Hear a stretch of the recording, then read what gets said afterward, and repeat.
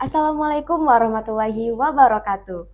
Halo Sobat Manfor, bertemu lagi bersama saya Hana yang akan memandu berjalannya acara podcast kita pada siang hari ini, yaitu pada episode Bincang-Bincang Seru.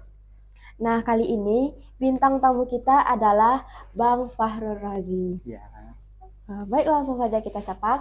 Selamat sore Bang. Suryana, Gimana kabarnya hari ini Bang? alhamdulillah baik.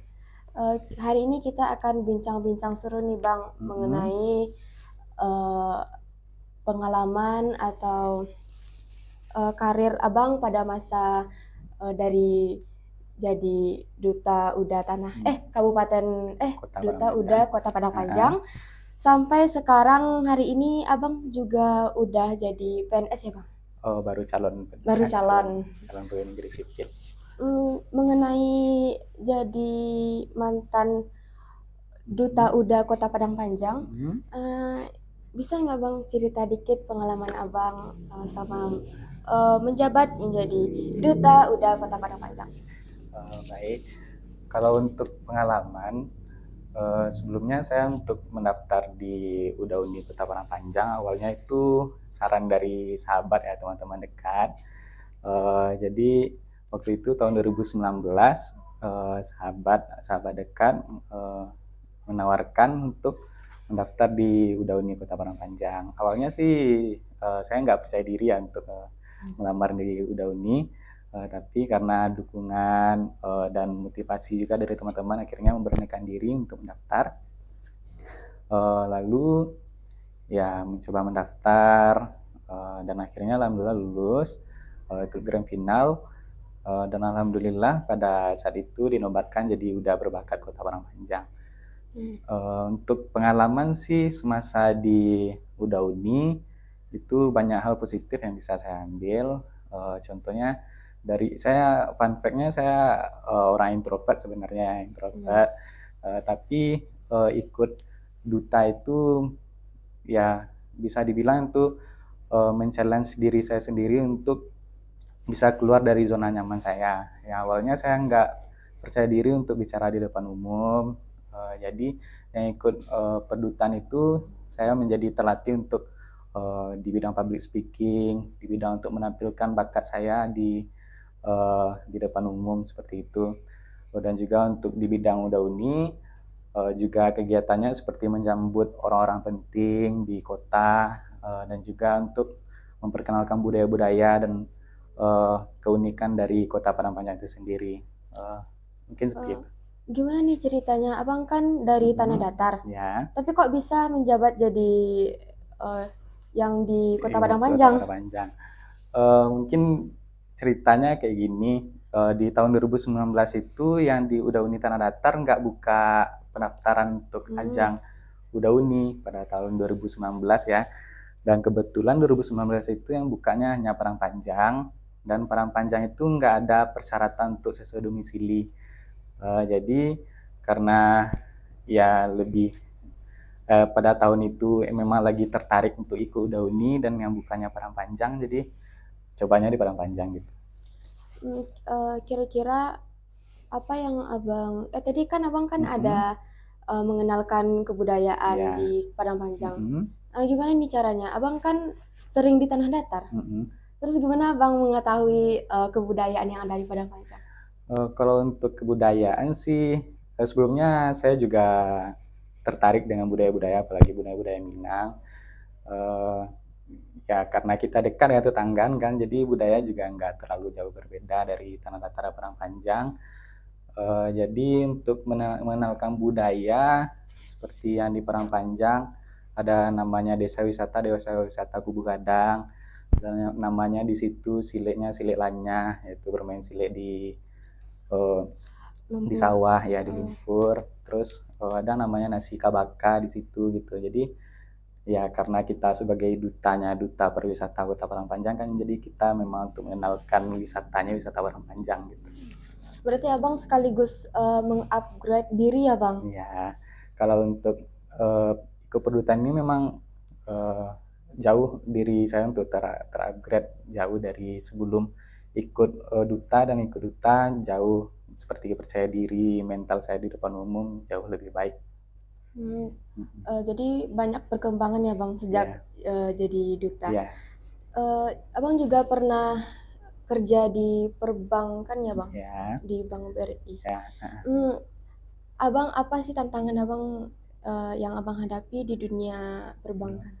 Kalau untuk tantangan ya di setiap pekerjaan kan pasti memang ada tantangannya kan. Di setiap pekerjaan, terutama lagi itu di bidang perbankan, apalagi BRI itu Bank BUMN kan. Hmm. Jadi memang untuk tantangan ya di umur segini saya ikut lulus di pekerjaan Bank BRI, kebetulan habis wisuda langsung melamar, alhamdulillah langsung lulus di Bank BRI. Jadi tantangannya yang pertama itu kita fresh graduate ya, fresh graduate belum pernah mencicipi dunia pekerjaan, tiba-tiba bekerja di suatu perusahaan besar yang pernah dituntut untuk apalagi saya posisinya selama bekerja itu menjadi teller, di mana teller itu ya berhubungan dengan uang yang banyak, untuk penginputan uang dan segalanya memang harus dituntut untuk konsentrasi dan fokus yang tinggi. Ya tantangan terbesarnya itu kita harus melayani nasabah dengan sebaik mungkin, melayani nasabah, tapi kita tetap juga harus fokus dengan kegiatan kita karena salah-salah sedikit itu bisa terjadi ketekoran kan, ketekoran, dan untuk ketekoran itu menjadi tanggung jawab teller. Mungkin tantangannya lebih besarnya ke situ sih. Abang dulu pas kuliah jurusannya apa Bang? Jurusan saya apa? Sarjana hukum. Sarjana hukum tapi kok bisa Bisa di kerja di perbankan. Kalau untuk nasib kan kita nggak tahu gimana ya kan. Tapi kebetulan saya wisudanya November 2022 dan kebetulan siap wisuda dikirim juga sama sahabat dekat lowongan untuk kerja di perbankan, dan kebetulan itu memang lagi memang target di diri sih, habis kuliah pokoknya harus kerja gitu. Jadi coba melamar di Bank BRI gitu, dan di Bank BRI pun nggak ada persyaratan harus lulusan perbankan atau enggak terserah, yang jelas saya satu gitu. Dan kebetulan coba mendaftar dan alhamdulillah lulus. Berarti rezeki abangnya emang Iya. di bank. Setelah itu kan abang sekarang jadi calon PNS nih bang. Ya.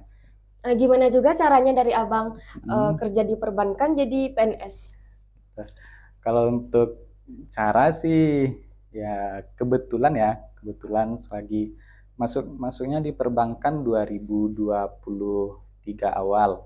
2023 ya fokus kerja, habis itu di akhir 2024 kebetulan kan pemerintah membuka penerimaan CPNS secara besar-besaran ya.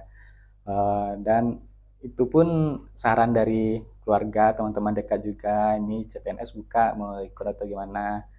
Ya cobalah, itu awalnya sih untuk ke CPNS ini coba-coba aja. Lulus syukur, nggak lulus ya gimana lagi gitu kan. Ya coba ke CPNS, ikuti alurnya.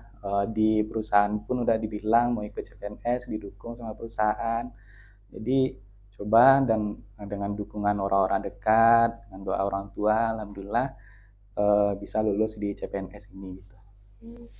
Eh, Selain abang jadi calon PNS, abang juga seorang TikTokers ya bang. Bisa dibilang gitu sih. Eh, Abang juga di TikToknya itu fokus sama karate ya bang? Iya. Kalau boleh tahu mulai dari umur berapa abang menekuni karate? Kalau untuk menekuni karate sendiri sih baru ya, tahun 2016. 2016. Itu baru sih, soalnya ya baru itu hitungannya umur 17 tahun ikut bela diri karate. Soalnya sebelumnya saya pindah ya dari Mandua Batu Sangkar, Mandua Tanah Datar, sekarang pindah kelas 11 ke Manfaat Tanah Datar Teman Sumpur. Dan kebetulan waktu pindah itu emang lagi tertarik dengan dunia bela diri sih, tapi awalnya nggak tertarik sama karate sih, awalnya lebih tertariknya sama kayak misalnya ada silat atau gimana gitu. Tapi karena silat nggak ada kan di Mansumpur, adanya karate, dan kebetulan melatih juga bang kandung sendiri kan, jadi ya coba-coba aja dulu ikut untuk ekskul karate di Mansumpur gitu. pada akhirnya abang jadi menekuni Iya, itu ya, sampai kira. sekarang gitu bang. Iya. Gimana nih cara abang mengembangkan pekerjaan profesional abang dengan Mm-mm. aktivitas di media sosial? Kalau untuk mengembangkan kayak gitu sih, ya kalau kerja kan sudah ada jam kerjanya ya, udah ada jam kerjanya, udah terstruktur. Kerjanya dari hari Senin sampai hari Jumat, hari Sabtu kadang masuk kadang enggak. Jadi ya kalau kerja ya kita fokus kerja kan, kerja itu dituntut profesional, integritas, jadi nggak boleh digabung dengan kegiatan apapun. Tapi kalau udah di luar jam kerja ya pandai-pandai bagi waktu. Kebetulan kan sekarang udah aktif juga di TikTok kan, aktif di TikTok dan Instagram. Jadi habis kerja atau pulang kerja, misalnya pulang jam 6, jam 7 itu tuh habisnya ngonten dulu sebentar gitu kan. Habis ngonten gitu eh, ya dikumpul lah, atau misalnya hari Sabtu dan hari Minggu kontennya dikumpul sekitar 5 atau 6, jadi hari Senin, Selasa, Rabu itu dicicil uploadnya Oh, gitu. hmm. Mm-mm. Eh, selama abang menekuni dunia karate, Mm-mm. prestasi apa yang paling abang banggakan? Kalau untuk prestasi sih, kalau di bidang atlet mungkin untuk saya nggak terlalu banyak ya untuk prestasi di bidang atlet. Soalnya ibarat pepatah Minang nih, eh kurang lah kari yang awak beruang cabu gitu. Nah, jadi orang udah dari kecil latihannya, dari kecil dari SD udah prestasi, udah banyak gitu. Kita baru umur 17 tahun baru ikut kan. Jadi untuk saingan prestasi di bidang atlet sih nggak terlalu banyak, tapi terakhir tahun 2022 kejuaraan di Payakumbuh, alhamdulillah juara 2 untuk empat tingkat Sumbar. Itu sih untuk prestasi di bidang atlet, tetapi untuk prestasi di bidang kepelatihan saya udah mulai ngelatih karate itu dari tahun 2019. Dari tahun 2019 Berarti 3 tahun setelah abang ya, tapi terjun. itu sih bukan bukan langsung jadi pelatih tetap, tapi untuk asisten pelatih, Eh, asisten nggak datang kita coba untuk gantiin gitu kan. Jadi untuk saya sih punya prinsip gini, walaupun saya yang nggak bisa jadi atlet banyak medali atau gimana, tapi setidaknya saya bisa menciptakan adik-adik atau anggota saya yang saya latih bisa menjadi atlet lebih baik dari saya, mungkin itu. Bagus, bisa Mm-mm. jadi motivasi nih Iya. teman-teman. Uh-uh. Menurut abang, apa manfaat bela diri? Contohnya seperti karate Karate. tadi bang Uh-uh. bagi kehidupan sehari-hari. Kalau untuk manfaat sih yang saya rasakan ya, saya baru belajar karate di umur 17 tahun. Jadi manfaat yang saya rasakan sih perbedaan mental, mental di diri ya, mental di diri untuk menghadapi, apalagi sekarang marak kan perundungan, pembulian, apalagi di sekolah-sekolah pasti banyak itu rombongan ini, geng ini eh, suka menindas saya ini, menindas saya lemah gitu kan.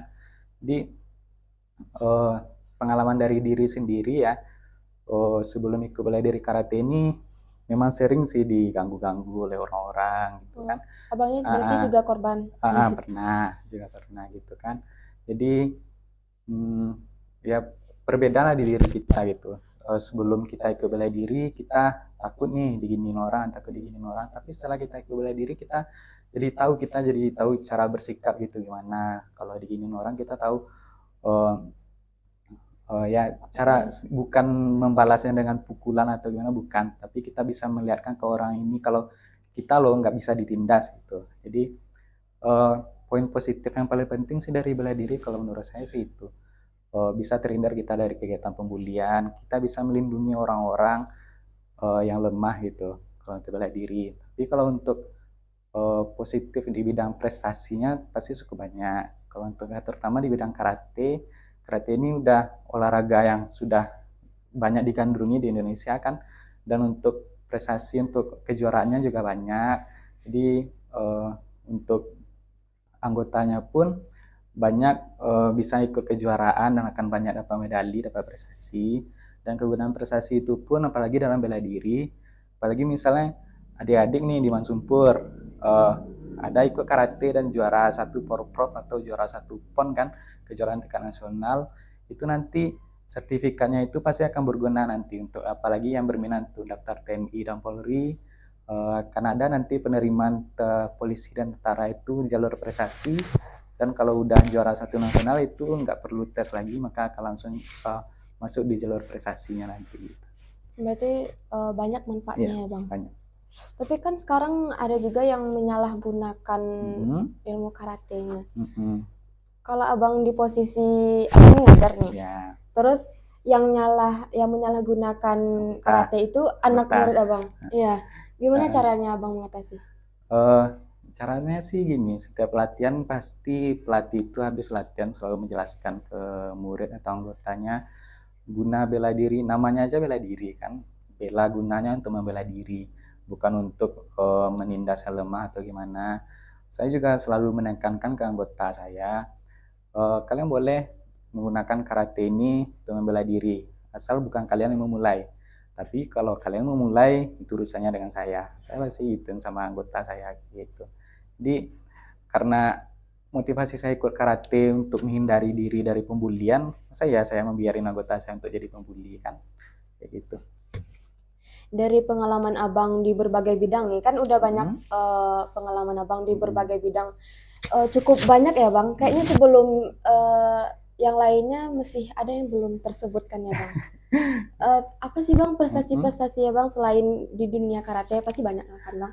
Untuk prestasi sih random ya, random prestasinya. Berarti Abang nih multi talent ya Bang?